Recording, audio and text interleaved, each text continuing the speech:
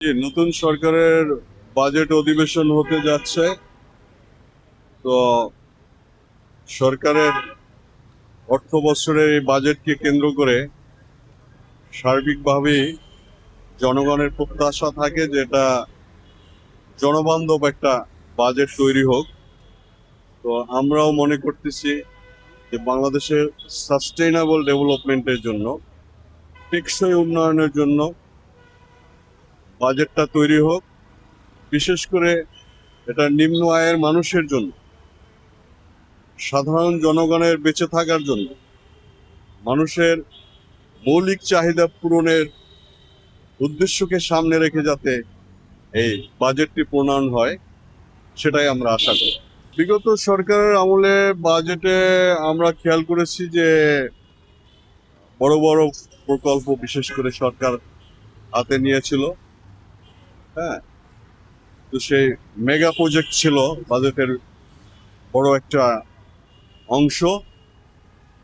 তো মেগা প্রজেক্টের পাশাপাশি আমরা এটা মনে করতেছি যে দেশের জনসংখ্যা, যেহেতু জনাধিক্য দেশ, এখানে বাজেটে শিক্ষা খাতে, সামাজিক নিরাপত্তা খাতে, মানুষের মৌলিক চাহিদা পূরণের দিকগুলিতে আরো ফোকাস থাকা উচিত। এবং বাংলাদেশের জন্য বিশেষ করে শিক্ষা, স্বাস্থ্য এই খাতগুলিতে বাজেট যাতে পর্যাপ্ত পরিমাণ হয়, শুধু ইনফ্রাস্ট্রাকচার অবকাঠামোগত উন্নয়নের মধ্যেই না হয়, এটা আমার মনে হচ্ছে যে গুরুত্ব পাওয়া উচিত বাজেটে আমাদের প্রত্যাশা যে এটা একটি শ্রম বান্ধব বাজেট হোক।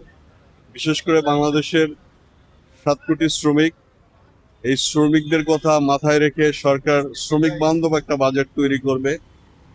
শ্রমিকের সামাজিক নিরাপত্তা, সোশ্যাল সিকিউরিটি, যেটাকে আমরা সবচেয়ে বেশি গুরুত্বপূর্ণ মনে করি, পাশাপাশি শ্রমিক কল্যাণ, শ্রমিকদের ওয়েলফেয়ারের জন্য যে ধরনের প্রকল্প থাকা দরকার সেগুলোকে গুরুত্ব দিবে।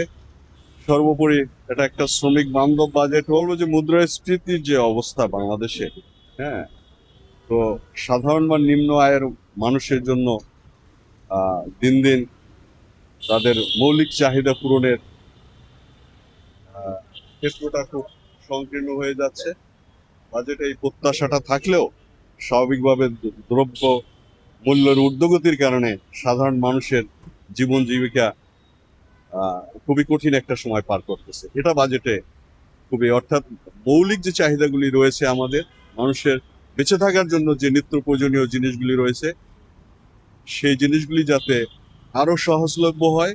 পাশাপাশি হতে পারে এটা ব্যালেন্স করার জন্য উচ্চবিলাসী পণ্যের উপরে ট্যাক্স আরোপ সহ, বাট মৌলিক জিনিসগুলি, মানুষের নিত্য প্রয়োজনীয় জিনিসগুলি যাতে সহজলভ্য হয়। বাজেটটা সবসময় আমরা এটাকে সুষম বাজেট বলতে পারি না, কারণ আমরা দেখছি যে নিম্ন আয়ের মানুষের সোশ্যাল সিকিউরিটির জায়গাটা খুবই দুর্বল থাকে, শ্রমিক শ্রেণীর জায়গাটা খুবই দুর্বল থাকে। হয়তো উচ্চবিত্তদের বাজেট অনেক সময় আমরা দেখি, আবার রাষ্ট্রীয় উন্নয়নকে মাথায় রেখে অনেক মেগা প্রজেক্ট নেওয়া হয়। তো এটা সবসময় সুষম বাজেট বলা যাবে না।